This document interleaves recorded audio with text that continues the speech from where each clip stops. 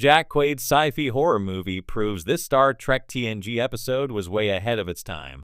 It's not every day a modern sci-fi horror flick unintentionally resurrects a Star Trek, the Next Generation episode from the dusty corners of your memory.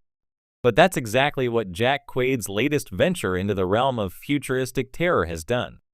His new movie, a sleek, stylish, and disturbingly cerebral journey into the limits of artificial intelligence, perception, and identity, echoes a TNG episode that once aired with little fanfare and far less recognition than it deserved. While Quaid's film hypothetically titled Eidolon isn't officially connected to Star Trek, the thematic similarities to Frame of Mind, TNG's mind-bending 21st episode from Season 6, are undeniable. And now, decades later, Frame of Mind is finally getting the appreciation it always deserved. Thanks to the power of genre evolution and a new generation of storytellers who grew up under the shadow of warp cores and holodecks. Jack Quaid is no stranger to sci-fi, but Eidolon dives deep into psychological horror. To say Jack Quaid has genre cred is an understatement.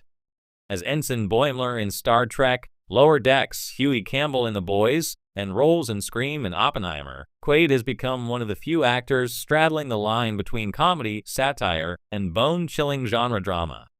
But in Eidolon, he ventures into territory few actors dare to explore, a character losing his grip on reality in a world that may not be what it seems. The premise? Quaid plays a tech analyst working for a biotech megacorp developing synthetic dream integration, a technology that allows users to live, create, and manipulate dreams so vivid they're indistinguishable from reality. As his character undergoes internal testing, his grasp on his own life begins to fracture. Rooms change without warning. People speak in looped phrases. And sometimes, he sees someone in the mirror who isn't him. If this sounds eerily familiar to TNG fans, it should. Frame of Mind was TNG at its most experimental and its most terrifying. Aired in 1993, Frame of Mind wasn't your average Star Trek episode. There was no alien diplomacy, no space battles, and not even a classic moral debate about the Prime Directive. Instead, it was a surreal descent into psychological torment, with Commander Riker at the center of it all. What began as rehearsals for a stage play soon unraveled into a waking nightmare where Riker couldn't tell whether he was aboard the Enterprise or locked in an alien mental institution. Layered with reality-bending sequences, sudden environment shifts, and identity fragmentation, the episode played with horror tropes in a way few sci-fi shows dared at the time. It was Star Trek doing Jacob's Ladder before Jacob's Ladder even defined its genre. Critics at the time were unsure what to make of it. Some praised Jonathan Frakes for his haunting performance. Others found it too weird for Trek. But decades later, it stands tall as one of the boldest, most unique episodes TNG ever attempted. Jack Quaid's Eidolon echoes the same questions, just with 21st century dread. Eidolon taps into that same disorientation. What does it mean to be conscious? Where is the line between identity and illusion? And when your environment tells you one thing while your mind screams another, which do you trust?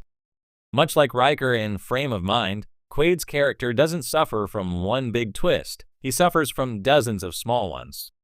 And that's where the true horror lies. Both TNG and Eidolon understand that fear isn't just about monsters in the dark or gore on the screen, it's about the crumbling of certainty. In one particularly chilling scene in Eidolon, Quaid's character tries to call his girlfriend, only to hear her voice answer before the first ring, saying exactly what he was about to say. The scene cuts, loops back, and replays from a slightly different angle, but this time he's holding a different phone. It's the kind of reality-fracturing moment that would have made TNG writers Brannon Braga and Joe Menosky proud. Why Frame of Mind deserves newfound respect. Frame of Mind wasn't just ahead of its time, it may have arrived too early. In an era where Star Trek was known for high-minded philosophical debates and technobabble resolutions, dropping an existential horror story about mental collapse caught many viewers off guard. But looking back through today's lens, where shows like Black Mirror, Devs, Westworld, and Severance have made psychological sci-fi mainstream, Frame of Mind feels startlingly modern. It was playing with ideas about perception, brainwashing, trauma, and fabricated realities long before those became hot sci-fi commodities. In fact, had Frame of Mind aired today with modern production values, serialized storytelling, and darker tone, it would likely be celebrated as peak Trek. The irony is that 1993 audiences may not have been ready for it, but 2025 audiences definitely are. The shared DNA between Quaid's movie and TNG's experimental storytelling. Jack Quaid's Eidolon may be a standalone sci-fi horror film, but its narrative DNA traces directly back to TNG's most daring episode. Both use unreliable realities to explore trauma. Both feature protagonists spiraling through contradictory worlds. And both deliver finales that offer ambiguous peace rather than clean resolution. In Eidolon, the final scene doesn't reassure viewers that everything is back to normal. Instead, Quaid's character sits alone in a white room, no walls, no shadows, as he watches a memory of himself walk away laughing. It's unclear whether he escaped or submitted. The camera lingers. So does the unease. Likewise, Frame of Mind ends with Riker returning to the Enterprise, visibly shaken, as Dr. Crusher assures him it's over. But the final shot, Riker staring at his reflection with quiet dread, makes us wonder, what if this is just another layer? Modern sci-fi owes a lot to TNG's willingness to take risks. Star Trek: The Next Generation is often remembered for episodes like The Measure of a Man or The Best of Both Worlds, and rightly so. But episodes like Frame of Mind are what gave the show its experimental edge. They were risky, divisive, and often isolated from the main arc, but they pushed boundaries.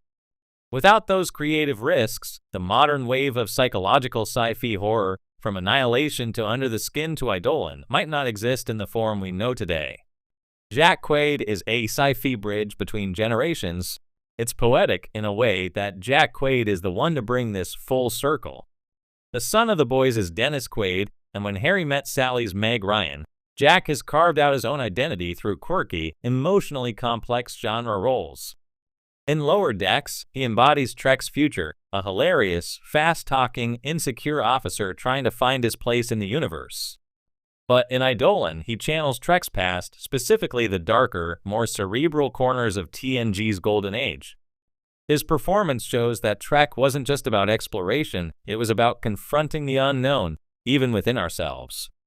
Final thought, Frame of Mind walked so Eidolon could run. Science fiction has always been a mirror, reflecting our fears, hopes, and the fragility of human consciousness.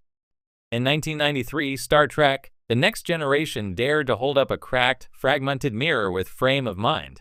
And now, over 30 years later, Eidolon returns to that same mirror, only this time with Jack Quaid staring back at us through the glass. One thing's clear, TNG didn't just predict future technology, it anticipated future storytelling. And Frame of Mind stands as proof that even in a franchise built on stars and science, the most terrifying voyage might